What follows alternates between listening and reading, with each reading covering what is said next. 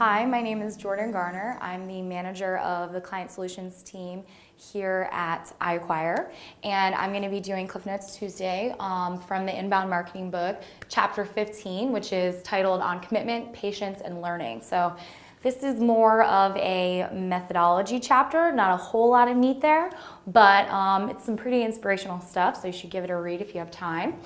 The chapter begins by talking about how you learn to play guitar. So basically they kind of step you through learning your first chord, then your second chord, then your third chord, and after a lot of practice, you might eventually be able to play a few chords in succession.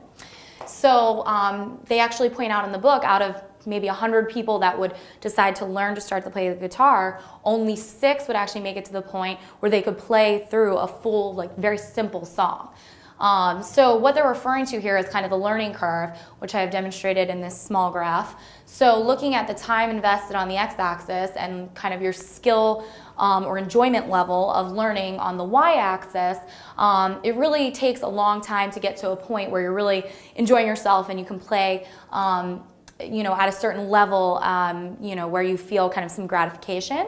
At this beginning point, you're probably going to sound pretty bad. A lot of those initial hours of practice will be pretty painstaking, but eventually you'll reach a point where you start to sound way better, maybe after you play your first simple song. And then from that point forward, you'll see a lot more immediate gratification. So, a hour of practice, you actually improve, versus at the beginning when it takes a long time to kind of ramp up. Actually, where I went to college, Georgia Tech, we kind of called those weed out courses. So those classes that you took maybe your freshman or sophomore year for a particular major that were extra hard, that kind of got rid of all the people that weren't fully committed. And then back in kind of your junior and senior year, the classes got a little bit more easier and were a little bit more fun to take. So they compare this and kind of create an analogy between learning inbound marketing and that it is a little bit similar. So a similar kind of learning curve here on the x-axis, the time and work that you put in, and then how it pays off and kind of your skills for inbound marketing and the reward that you would see from it. So at the beginning here, you're really confused. Things aren't really making a lot of sense. Maybe you can't really apply a lot of the initial knowledge that you learn. But as you go down the learning curve, things will start to make sense, and then at this point, you'll be able to add a lot of value to your organization and really kind of let your inbound marketing skills shine. So the main takeaways from this analogy is don't give up. First of all, if you start to learn inbound marketing and you're frustrated at first, or you think that it's not really worth your time, keep pushing through because it will eventually definitely pay off. You really need to stay ahead of your competitors. Obviously, marketing is, you don't live, in a cell.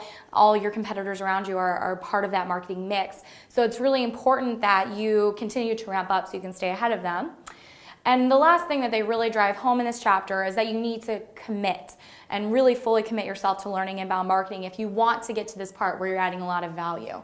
So they use the kind of comparison here, don't just dip in a toe to test the water, dip in an entire leg.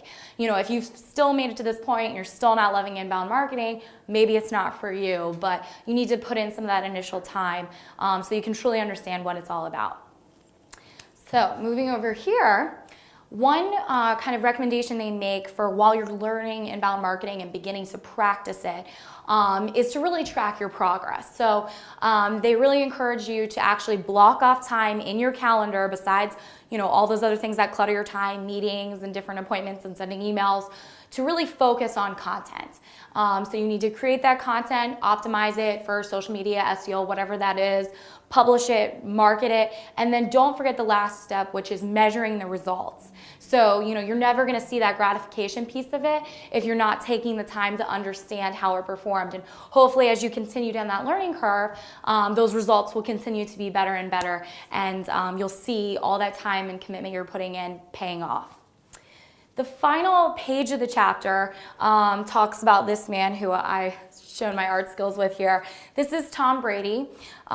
He is the quarterback for the New England Patriots. That's his beautiful wife, Giselle, and their 2 stunning kids from this marriage. Little family portrait there. So they use Tom Brady as kind of an example of this sort of scenario. So Tom Brady went to University of Michigan, and his first 2 years was the backup quarterback for University of Michigan. And then finally he became the starter. He was drafted 6th round after 199 other players were drafted by the New England Patriots to actually be their 4th string quarterback. So then their 1st string got injured, and the coach, Bill Belichick, actually put him in.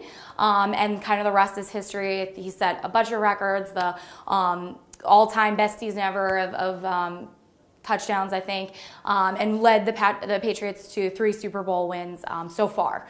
And he's still going very strong. So, you know, and when the coach, Bill Belichick, was interviewed about him later on, he said when he first joined the team, he had none of the physical attributes that should make a good quarterback, but he practiced harder than anybody else on the team. He came to practice every practice early. He stayed late, and he transformed himself into the great player he is today by putting in the hard work. So one thing they emphasize, while this is kind of a cute little analogy to make, it's not exact because you don't need to be, you know, the next Tom Brady to be really good and effective at inbound marketing.